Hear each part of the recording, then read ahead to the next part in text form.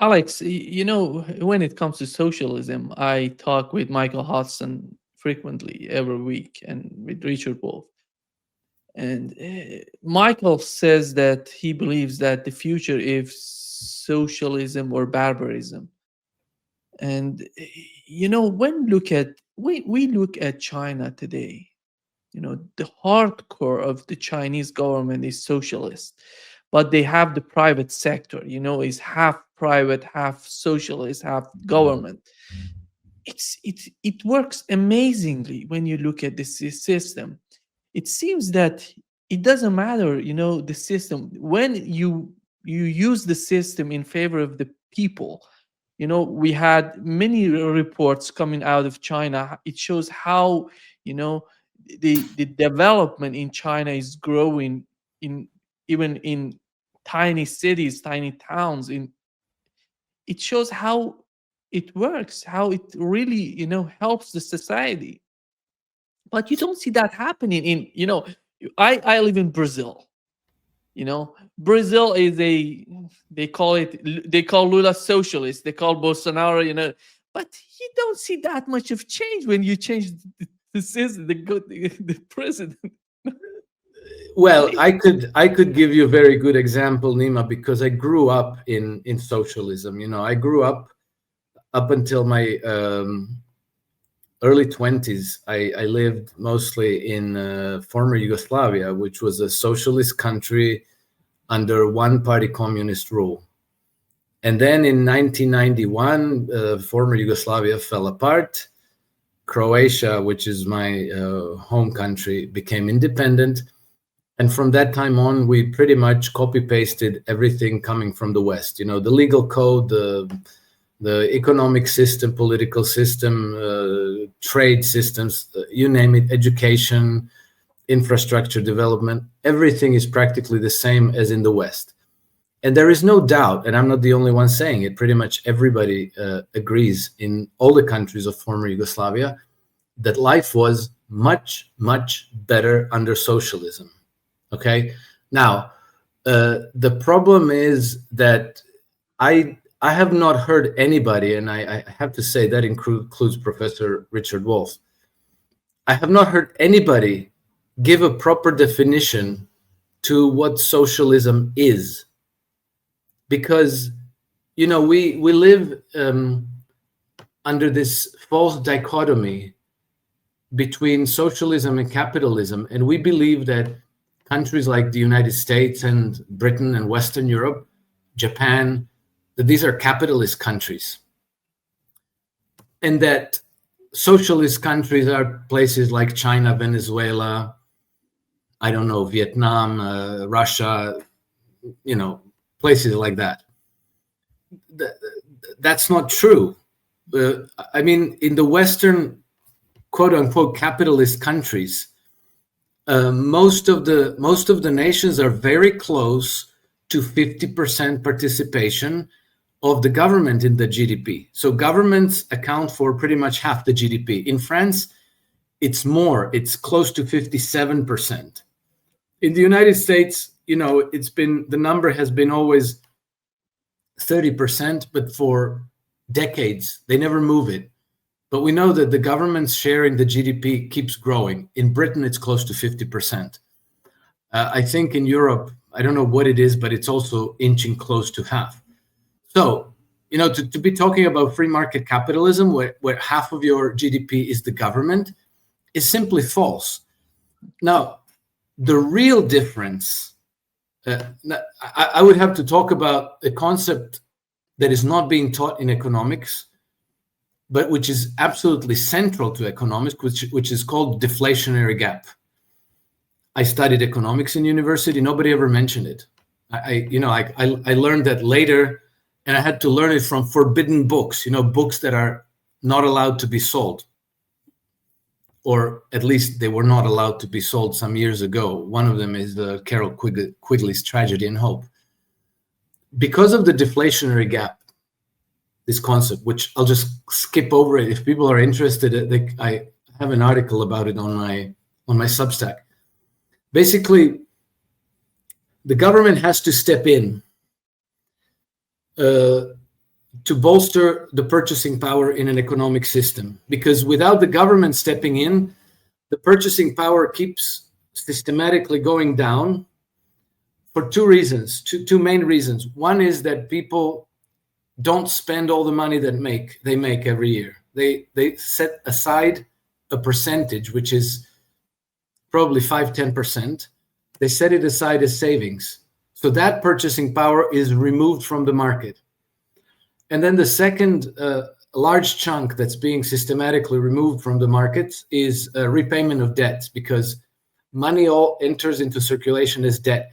When you repay your debt, you extinguish that money.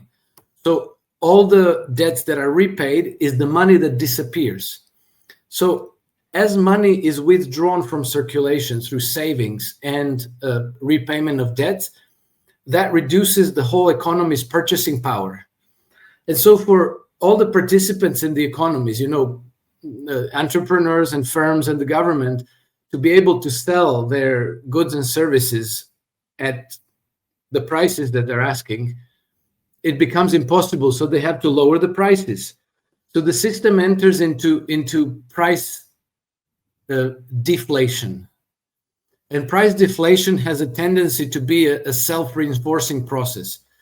So you enter into this, what the economists colloquially called deflationary death spiral. And then the government, the economy only stabilizes when you get to depression level of activity, meaning an economy basically produces the bare necessities, food, apparel, building materials to repair roofs and stuff like that. And that it stabilizes at that level. So to keep the economy always growing, which is some kind of an imperative that all governments unquestioningly pursue, you have to constantly inject new purchasing power into the system. Tax and spend is not enough, because if government just tax people and then takes those taxes and spends it in the economy, you didn't create new purchasing power. You merely transferred it from people who earned it to the government, but it's the same amount of money. It doesn't increase the systems, it doesn't grow the system. So the government has to raise debt. And this is why, if you look at the debts of the American government, the British government, Italian, German, French, Japanese, every government that has this monetary system in operation, their debt levels are constantly going higher and higher and higher. And along with their deficits, they have to borrow money, meaning they have to spend more than they collect in taxes. So you'll see the deficit spending is also always going up and up and up and up. Okay, so this is why the government participation in the economy keeps growing, and it's a mathematical certainty given the monetary system that we have. So this is true of what we call socialist governments, and it's equally true about what we call the capitalist governments. But I'll tell you what the difference is. Those countries that we call socialist, the government spending largely flows bottom up, meaning the government spends on social programs, generous pension plans, free education, free healthcare, maintaining the infrastructure in the system, and so on. The way government spend in capitalist systems is usually top down, meaning the government largesse is distributed to large corporations and banks. It's the big corporations that get the handouts and the subsidies. And everybody thinks that's great because, if General Electric gets a subsidy, if government media gets subsidies, that's great. Big agriculture, big banks, big oil, they get hundreds of billions of dollars in subsidies every year. And everybody thinks that's great because that's capitalism. But if you give money to ordinary people, to unemployed, to you provide free education and free healthcare and so on, everybody thinks that's horrible, that shouldn't be done. But the effect of this is that in socialist, quote unquote, socialist systems, people have money to spend and they decide how to spend it. Meaning, they can spend it at a restaurant, they can go buy clothes. So there's space, there's room, and there's purchasing power available for small and medium-sized businesses to survive. In quote-unquote capitalist systems, money goes to General Electric and to Lockheed Martin and Raytheon and Monsanto and companies like this, huge healthcare corporations and so on. People don't have any money. It's the big corporations that have money. And then they use that money to lobby the government. The ultimate effect of that is actually fascism, because you're creating incentives for collusion between large corporations and government. And then the money that you give to the military industrial complex, that tends to fuel the forever wars. So you don't see very many socialist countries that are constantly at war left and right. But you see a lot of capitalist countries that are constantly at war, primarily countries like the United States, Britain, and France. And so I think a better definition of the differences between what we think is socialism and what we think is capitalism is very essential to even get anywhere inside this debate, because at the moment there is no debate almost. People who hate capitalism do so on ideological grounds. People who hate socialism also do so on ideological ground. So you have two camps that aren't even capable of talking to each other than hurling insults. And I have, I'm a former hedge fund manager. I have a lot of friends who are, what they would call card-carrying capitalists. And they have nothing but contempt and insults for anybody who has anything good to say about socialism. And I, sometimes in these gatherings, they call me a communist. I'm not a communist. I grew up in communism. I was reared through my education system on Marxism. I don't buy Marxism. I don't support Marxism. But it's not so much ideology. It's the way the system operates. So you need an unideological systems engineering framework of mind to be able to understand what the society's problem is. Yeah. I think, do you know who made the two sides talking to each other? China. Yes, you're absolutely right. You're absolutely right.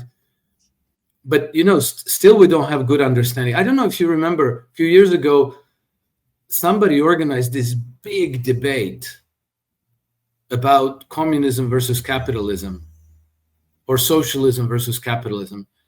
And they invited the Slovenian philosopher Slavoj Žižek, arguing the socialist camp, and Jordan Peterson arguing for capitalist camp.